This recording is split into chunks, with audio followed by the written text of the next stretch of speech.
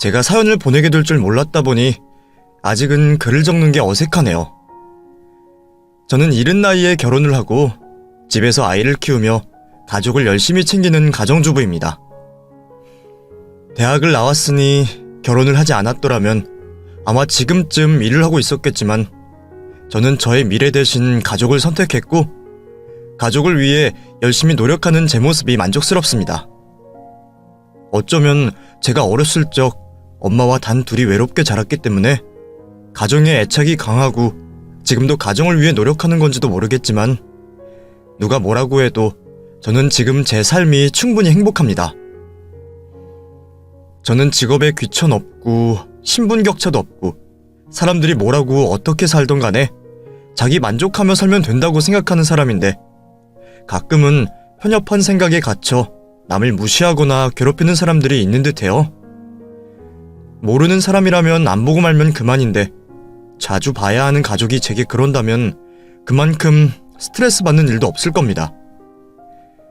오늘 전하려는 사연이 바로 그런 사연입니다. 저한테도 그렇게 스트레스를 주는 사람이 있었거든요. 바로 저희 동서였죠. 똑부러지고 똑똑한 동서가 왜 그렇게 편협하고 수준 낮은 생각에 둘러싸여 있는지는 모르겠지만 저는 동서의 행동들 때문에 한동안 스트레스가 많았어요. 그리고 가족 간의 믿기 힘든 얘기까지 들으며 큰 상처를 받았었죠. 가족 일이다 보니 남편에게도 말하기가 어려웠었는데 오늘 이 자리를 빌어 제 하소연을 좀 해볼까 해요. 그럼 제가 동서 때문에 겪게 된 어이없는 사연을 시작해보겠습니다. 앞에서 말씀드린 것처럼 저는 편부모 가정에서 자랐습니다. 엄마와 아버지가 일찍이 이혼을 하시고 어머니 혼자 남편 없이 저를 키워내셨죠. 아무래도 외동딸에 식구라고는 엄마밖에 없어서 집안은 늘 적막하고 외로웠지만 그래도 저를 늘 관심과 사랑으로 아껴주신 엄마 덕분에 저는 다른 집 아이들과 별다른 차이점 없이 자랄 수 있었습니다. 가끔은 제가 아버지가 없는 것이 그리고 다른 집 아이들이 아빠와 손잡고 놀러가는 것이 부럽기도 했지만 저는 저를 사랑해주시는 엄마를 위해 속상해하지 않으려고 했었어요. 엄마가 나를 챙겨주시는 만큼 나도 엄마를 챙겨줘야 한다 생각했고 그래서 일찍 철이 들며 의젓하려고 했습니다. 다행히 집안 형편이 나쁘지 않았던 탓에 돈 때문에 큰 고생은 모르고 자랐지만 그래도 엄마가 혼자서 저를 키우시느라 얼마나 고생이 많으셨을지는 저도 익히 알고 있었어요. 회사원이셨던 엄마가 저를 위해 늘 바쁘게 사셨던 것을 잘 알고 있었고 일과 육아까지 모두 해내는 엄마를 보며 저는 어렸을 적부터 그런 엄마를 존경해왔습니다. 그 시절에는 일하는 엄마들보다 전업주부인 엄마들이 자식을 더 사랑하는 거라 생각하는 시대였지만 저는 바쁘고 열심히 일하시는 엄마를 보고 자랐고 그게 제게 절대로 나쁜 영향은 되지 않았어요. 오히려 집에서도 늘 공부하시고 사회생활하며 노력하시는 엄마를 보면서 저도 일찍부터 공부에 취미를 들일 수 있었죠. 어렸을 적부터 엄마와 나란히 앉아 책을 읽고 엄마를 따라서 공부하는 것을 좋아했던 저는 학교에 들어가면서도 자연스럽게 학업에 열중하며 자랄 수 있었고 덕분에 좋은 성적으로 법대에 들어가게 되었습니다. 사실 생각해보면 제가 꼭 법조인이 되어야겠다 생각했던 건 아닌 것 같아요. 고등학교 시절 문과였던 제가 좋은 성적으로 갈 만한 곳을 고르다 보니 선생님들과 주변의 추천으로 법대를 가게 되었던 거죠. 그렇게 어쩌다 보니 법대를 들어가게 되었지만 막상 들어가서 열심히 공부하고 노력하는 다른 학생들과 현직에서 일하시는 교수님들을 보며 저도 멋진 법조인이 되기를 꿈꾸게 되었습니다.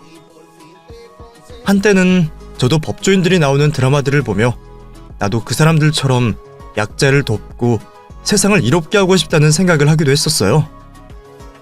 그래서 대학 시절 내내 열심히 공부했고 변호사의 꿈을 꾸었습니다.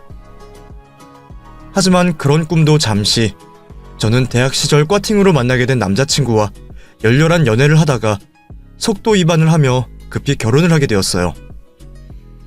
저희가 서로 무척 아끼고 사랑하긴 했었지만 그때는 저희도 어린 학생이었고 그런 일이 벌어질 줄은 정말 몰랐습니다. 그 나이에 결혼은 생각해보지도 못했던 일이었고 한창 꿈을 꾸며 공부하던 시기에 아이와 가정을 책임지게 되었다는 것이 막막하기만 했죠. 사실 믿고 싶지 않고 도망치고 싶은 마음도 있었고 당시에는 정말 마음이 복잡했어요. 하지만 제 손을 잡고 붙들어주는 남편을 보며 그렇게 저희는 용기를 내어 가정을 꾸리기로 했습니다. 그래도 한 학기를 남기고 그런 일이 생겨 겨우 대학을 졸업한 것이 다행이라 해야겠네요. 저는 졸업만 겨우 한 채로 출산을 하게 되었고 출산 직전까지는 예상치 못하게 아이가 생긴 것이 무척이나 당황스러웠어요. 급하게 결혼식을 올릴 때까지만 해도 얼떨떨하고 아이만 낳고 나면 시부모님이나 도우미에게 맡기고 시험 준비를 하며 꿈을 쫓겠다고 생각했던 저는 막상 아이를 낳고 난 후에는 완전히 생각을 뒤집어 버렸습니다. 이런 게 모성애라는 건지 제 눈앞에 있는 그 아이를 보고서는 도저히 그 아이를 남에게 맡길 수가 없겠더라고요. 아이를 남에게 맡기고 공부가 될 것 같지도 않았고 아이가 제품을 알아보고 찾아오는 것이 벅찼던 저는 그런 아이를 제가 직접 기르고 싶었습니다. 그래서 저는 아이와 가족의 행복을 위해 저의 미래를 포기하고 엄마로서 살아가기로 결심했죠. 제가 법조인의 길을 포기하고 결혼과 아이를 선택하자 주변에서는 재능도 많고 성적도 좋았던 제가 가정주부의 길을 택한 것을 많이들 안타까워했습니다. 그 힘들다는 법대까지 갔으면서 이제 와서 포기하려고? 차라리 애를 어린이집에 맡기고라도 공부를 하지 그래. 여태 공부한 게 아깝지도 않니? 너 계속 공부하면 분명 사법고시 합격할 수 있을 텐데. 가족도 자식도 중요하지만 너만의 인생이 있는 거잖아. 벌써부터 가족에게 희생하려고 하지 마. 아깝다, 희생이다. 그런 얘기를 무수히 많이 들었고 저 역시도 몇 번이나 고민을 해봤습니다. 하지만 제 생각은 확고했고 남들은 불행하다 생각할지라도 저는 오히려 그제서야 행복을 찾은 거라고 생각했습니다. 분명 엄마와 단둘이 지냈을 때에도 어려움 없이 지냈다고 생각했었는데 제가 자라서 내 아이를 낳고 가정을 꾸려보니 그 행복이 다른 것과 비교할 수 없이 더 큰 의미가 되어주더라고요. 이전에는 느끼지 못했던 완전한 가정을 꾸리며 저도 몰랐던 결핍을 충족하게 되었죠. 물론 자아실현도 좋고 저희 엄마처럼 일도 하고 자식도 잘 키우면 더할 나위 없이 좋았겠지만 각자의 삶이 있듯이 저는 그 시간들이 소중하고 행복했습니다. 내가 나 하나만을 위해 사는 것이 아니라 내 아이와 남편과 내 가족들을 위한다는 것들이 제가 더 큰 일을 하는 것처럼 느끼게 해주었죠. 그렇게 저는 가정을 챙기고 집안을 돌보며 행복하게 지냈습니다. 시부모님께서도 처음에는 저희의 속도 위반을 걱정하셨지만 좋은 대학 나오고도 가정을 위해 살아가는 저를 보며 좋아하셨어요. 가족 잘 챙기고 집안일도 잘하는 저를 예뻐해 주시고 제게 시집살이 한 번 없이 잘 대해주셨죠. 사실 시부모님 역시 처음에는 제가 공부했던 게 아깝다며 아이를 키워주시겠다고도 하셨지만 결국 제 선택을 존중해 주셨어요. 그러면서도 내심 제게 미안하셨는지 좋은 게 있으면 매번 챙겨주시고 제 사정을 신경 써주시고 하시는 덕분에 저는 다른 며느리들 부러울 것 없이 행복한 결혼 생활을 꾸릴 수가 있었습니다. 이보다 더 바랄 것 없이 행복한 결혼 생활을 하던 차에 시댁에서 기쁜 소식이 날아들었습니다. 대학 입학도 취업도 시부모님께 걱정 한번 끼치지 않던 시동생이 결혼을 한다는 소식이었죠. 제 시동생이라서 칭찬하는 게 아니라 정말 괜찮은 사람이라서 안 그래도 제 주위에 짝지어줄 사람이 없나 찾고 있었는데 이번에도 역시나 가족들이 먼저 챙겨주기도 전에 알아서 자신의 결혼 상대를 데리고 왔던 거죠. 거기다 제게 동서가 될 사람의 직업은 변호사였습니다. 제가 낳아 키운 시동생도 아닌데 일개 형수인 제가 괜히 시동생이 대견스럽더라고요. 억지로 끼워 맞추기일 수도 있겠지만 새로 들어오는 동서와 제가 서로 법을 공부했다라는 유대감에 빨리 친해지겠다라는 생각도 하게 되었죠. 어쨌거나 저에게 집안 식구로서 도움을 주고받고 의지할 수 있는 동서가 생긴다는 게 기분 좋은 일이었어요. 그렇게 기대를 하나름 안고 상견례장에서 처음 동서를 만나게 되었습니다. 양가 부모님들께서 대화를 주도하시다 보니 가벼운 인사 외에는 동서와 직접적으로 말할 기회는 없었어요. 하지만 상견례장에서 잠깐 본 동서가 무척이나 마음에 들었죠. 제 주변에도 법률 사무에 종사하는 친구들이 있어 변호사가 사람들의 이미지와 달리 냉철하고 차갑지만은 않다는 걸 알고 있었지만 동서는 외모까지 세련되고 차가워 보이는 얼굴이라 먼저 다가가기 어려운 인상이었습니다. 그래서 저도 동서와 친해지는데 시간이 걸리지 않을까 싶었죠. 그런데 직업과 외모에서 풍기는 도도함과 달리 싹싹하고 밝은 성격이더라고요. 형님, 이거 멀리 있어서 못 드신 것 같던데 좀 드셔보세요. 아, 고마워요. 안 그래도 남편한테 부탁하려고 했는데 나한테도 이제 이런 걸 챙겨주는 가족이 생겼네요. 말씀 편하게 하세요. 이제 한 집 식구이고 제가 아랫사람인데요. 그런데 정말 예쁘세요. 승호 씨에게 말론 들었지만 이 정도이실 줄은 몰랐어요. 예쁘긴요. 이게 전부 다 화장 덕분이죠. 편하게 지낼 때처럼 화장 지우고 옷 갈아입으면 동네 아줌마예요, 아줌마. 아니실 것 같은데요? 사실 형님 되실 분이 가장 궁금했는데 실제로 만나서 뵙게 되니 정말 다행이다라는 생각이 들어요. 무섭거나 못된 형님이면 앞으로 남은 결혼 생활 어쩌나 싶었거든요. 거기다 여기 와서 알게 된 거지만 법대 나오셨다고 들었어요. 그러면 아무래도 대화도 더 잘 통할 것 같아서 여러모로 다행이라고 생각이 들어요. 나야말로 처음 보고 혹시 차가운 성격이면 어쩌나 싶었는데 싹싹하고 부침성 좋아서 얼마나 다행인지 몰라요. 우리 앞으로 서로 의지하고 도우면서 친하게 지내요. 나도 도울 일 있으면 최선을 다해서 도와줄게요. 제게 먼저 말을 걸어준 동서는 그 외에도 저를 위해 이것저것 챙겨주며 싹싹한 모습을 보였습니다. 도도한 척, 아무것도 모르는 척 가만히 있는 동서보단 뭐 하나라도 더 챙겨주려는 동서의 모습을 보고 누가 싫어하겠어요? 친정 부모님과 시부모님 말씀도 귀담아 들어야 하는 상황인데 말이죠.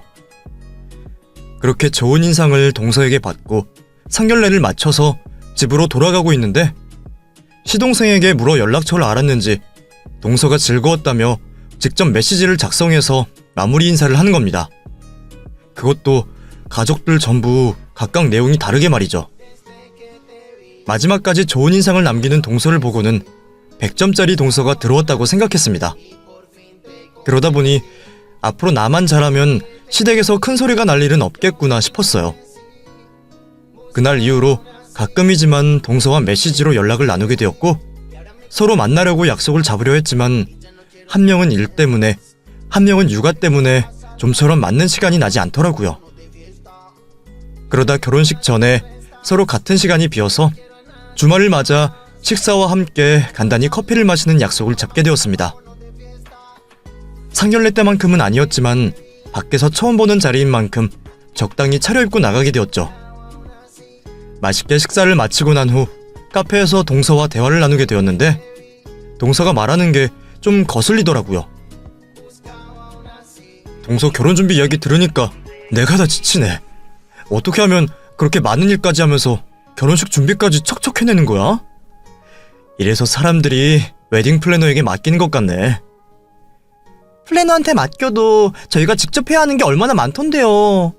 그렇다고 회사에서 배당해준 일을 대충 할 수도 없고 이미 결혼하기로 했는데 미룰 수도 없고 회사에서 잘리든지 결혼식을 망치든지 하나는 잘못될 줄 알았는데 또 하다 보니까 둘 다 큰 문제 없이 하게 되네요.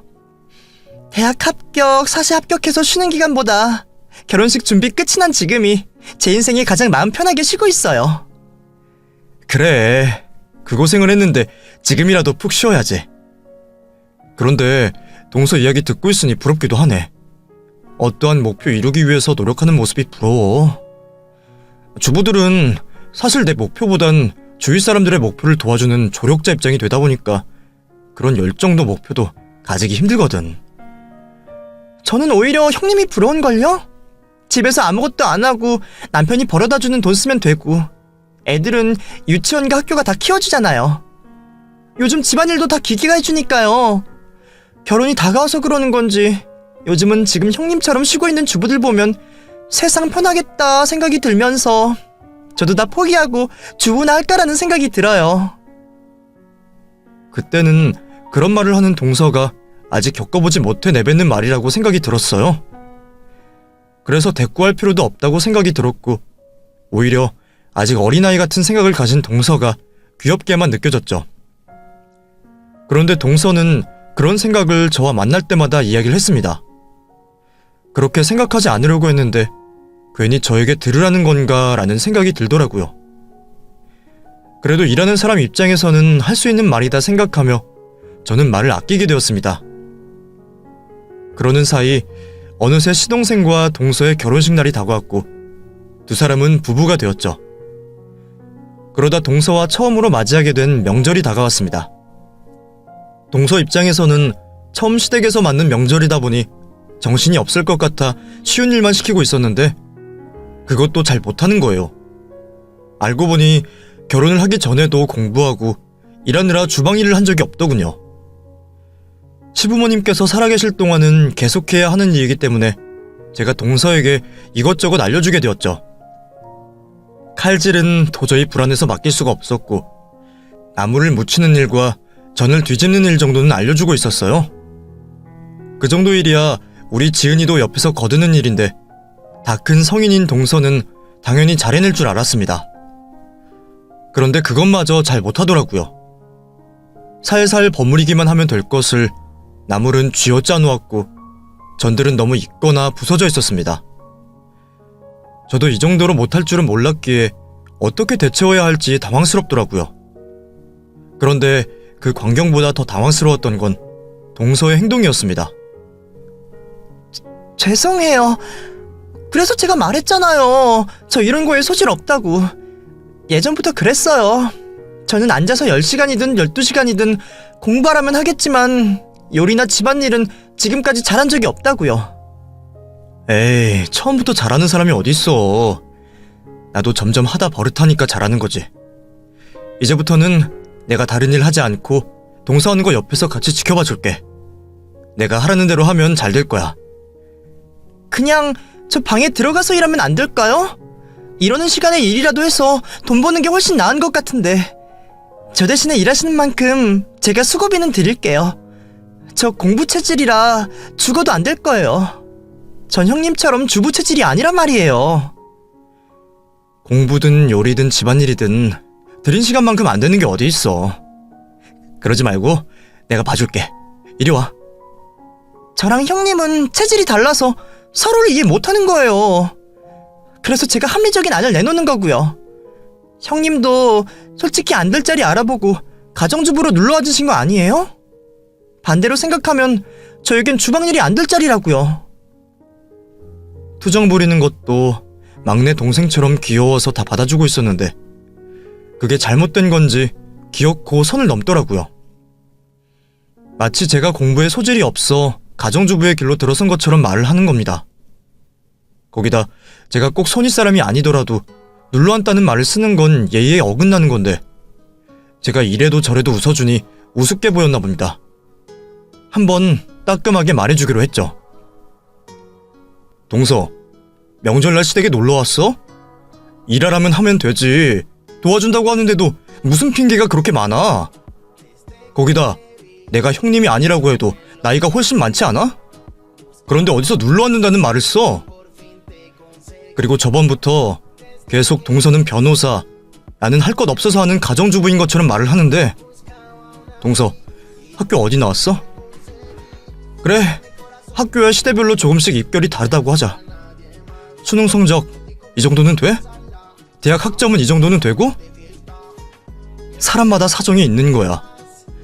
나도 우리 지은이 맡기고 내 직업 찾을 수 있었지만 나는 내 자식 자라는 모습에 모든 시간을 내 눈으로 담고 싶었고 남편 챙겨주는 거, 시부모님 모시는 게 좋아서 선택한 거라고.